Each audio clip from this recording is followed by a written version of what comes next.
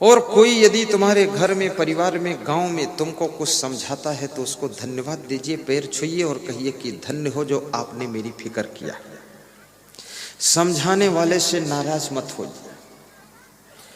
अभी हमारे विधायक लालजी राम जी कह रहे थे, गुरुमन साहब क्षमा देव की जिक्र ने, गुरुमन देव की फिक्र ने मुझे मजा चखा दिया,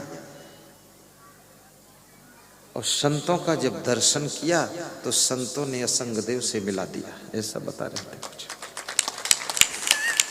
तो ये गुरुमन देव कौन से व्यक्ति का नाम है? उनको मैं छोटा गुरु मानता हूं, हालांकि मेरे मेन गुरु श्री क्षमा देव, लेकिन गुरुमन देव उस संत का नाम है जो आश्रम के संचालक थे और जो सबको डांटते थे। डांटते बहुत थे, हट फट फट करते थे, तो उनकी डांट और सबको समझाते बहुत थे, और सबसे ज्यादा मेरी फिक्र किया उन्होंने। शायद उन्होंने अपनी जिंदगी में किसी की फिक्र इतनी नहीं किया होगा जितनी मेरी किया है। और वे कहते थे, आश्रम बने न बने, विकास हो न हो, लेकिन तुम अगर सही बन गए तो दुनिया का बहुत बड़ा उद्धार करोगे। और सबसे पहले उन्होंने मुझे सभी काम सिखाया। आलू के खेत में सिंचाई करना सिखाया, वहां पानी में खड़ा करते थे, इधर पानी काटो उधर काटो, 8 घंटे वहां काम लिया कुछ देर। आलू की कटिंग करना सिखाया, लेकिन सब बस फटाफट चेंज किया उन्होंने। कैशियर का कार्य सिखाया, उससे भी हटाया।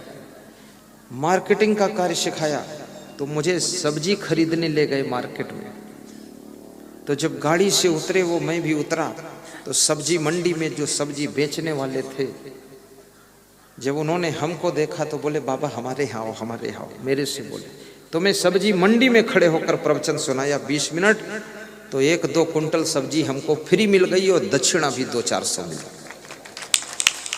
उन्होंने सब्जी खरीदा जा करके, और हम सब फ्री, दक्षिणा और सब्जी सब भर गया। तो बोले, अब तो मार्केट नहीं आओगे। मैंने कहा क्यों? बोले, बहुत प्रभावशाली व्यक्ति हो। जिस दुकान पर भेजते थे वहां दुकानदार को प्रवचन सुनाता था, हमारा काम सब फ्री होने लगा। तो उन्होंने कहा, अब तुम प्रवचन करोगे। तो प्रवचन में उन्होंने लगाया और बोले, तुम ऐसा प्रवचन करोगे कि 1000 वक्ता में से तुम टॉप हो। तुम शर्माते क्यों हो, संकोच क्यों करते हो? बोले, ये शास्त्र याद करो, इसको पढ़ो। फिर बोले, हमको पढ़ना नहीं आता है, लेकिन तुम पढ़ो और तुम कुछ बनो। हम तो जैसे के तैसे हैं, उतना बुद्धिमान नहीं है, बुद्धि नहीं, विद्वान नहीं। तो जो जो पढ़ने को दिया, गीता पुस्तक कहा पढ़ने को, तो मैंने 2 घंटे में गीता के 29 श्लोक याद करके सुनाया। बहुत खुश हो गए, बोले प्रवचन दीजिए। तो राजस्थान में लाकर मुझे पहला प्रवचन करवाया।